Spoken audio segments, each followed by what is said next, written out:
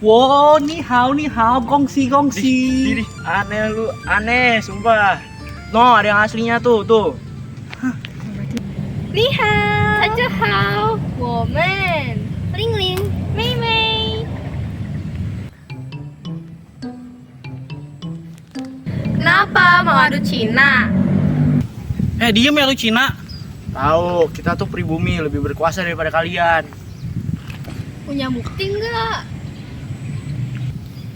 Ya buktinya lu dulu nggak bisa ibadah, nggak bisa ngapa-ngapain, nggak bisa kyonghi dong. Ya.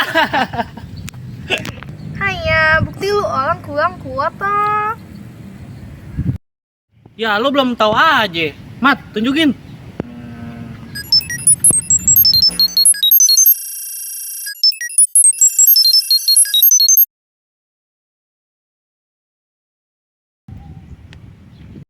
Alamak, lu punya bukti udah lewat toh. Tunjukin link.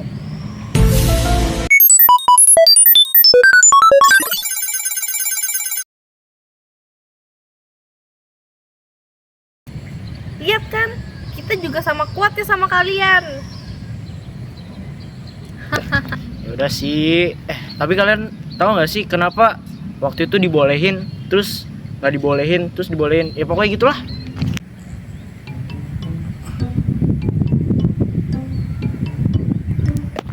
Ada, sini biar kasih tahu.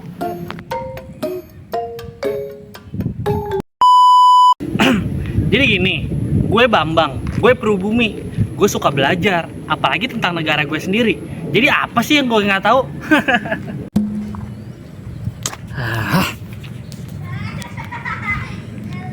Oke, nah sebenarnya dulu Presiden Soekarno pada saat kemerdekaan kita 1945 itu tuh sempat ngebolehin kalian para etnis Tionghoa buat berbudaya. Itu tuh dirilis pada Peraturan Pemerintah Nomor 2 OEM 1946. Nah, itu yang ngebolehin kalian buat berbudaya. Tapi kenapa waktu itu sempat dilarang lagi ya? Mat, bantuin dong, gue bingung nih. Kenalin, nama gue Ahmad. Gue juga pribumi kayak dia. Gue juga rajin, tapi lebih rajinan gue dan lebih pinteran gue daripada dia. Jadi yang dijelasin sama si Bambang itu terjadi pada zamannya Soekarno alias Orde Lama lah. Terus juga di Orde Lama kebetulan terjadi sesuatu tragedi namanya G30 SPKI ya. Di situ ada terjadinya perbedaan ideologi antara Indonesia yang ideologi Pancasila sama ideologinya PKI yang memegang komunisme. Jadi ya karena perbedaan itu muncullah keributan dan terjadi suatu tragedi yang ya memilukan dan membuat trauma kepada warga Indonesia. Oh iya, itu terjadi waktu 1965 ya, masih zamannya Soekarno. Terus juga karena kejadian itu banyak orang-orang Cina pada saat itu nggak bisa ngerayain Imlek dan ya karena mereka kena pemandangan yang buruk juga, kayak mereka dianggap sebagai anggota-anggota komunisme padahal kita nggak tahu kan kayak gimana. Terus kenapa boleh dirayain lagi? Iya ya, terus siapa yang ngebolehin lagi?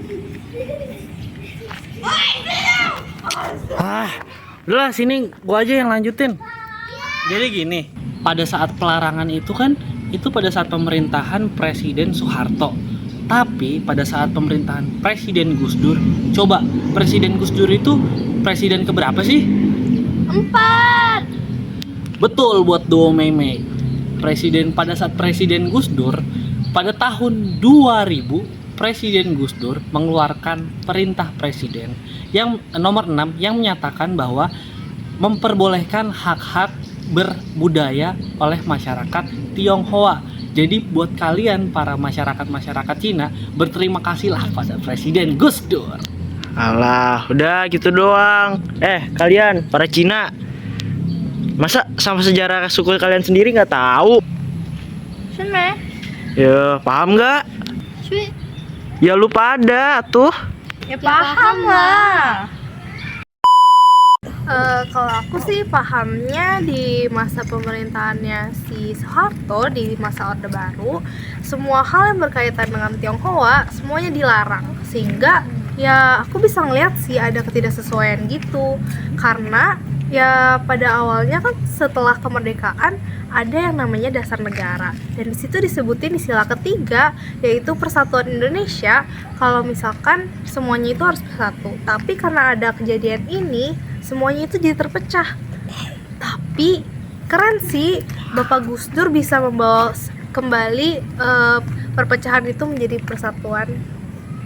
Liling pahamnya juga kayak gitu.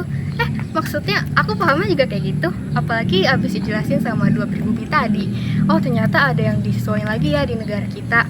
Apalagi Liling sama Meme habis belajarin tentang hierarki pertama, tentang Bapak Gus Dur yang membawa kembali Indonesia kepada UUD 1945 pasalnya ke-29 ayat kedua tentang hak masyarakat untuk memegang agama masing-masing.